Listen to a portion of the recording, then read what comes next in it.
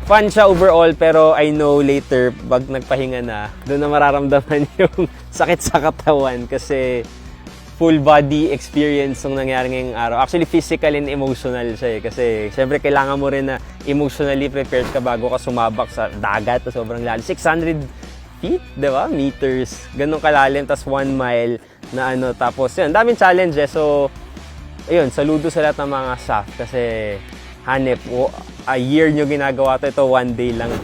Sobrang pagod na, what more yung ginagawa ninyo for 1 whole year. Sa ano pa lang yan, sa training pa lang. What more pag sa operation na.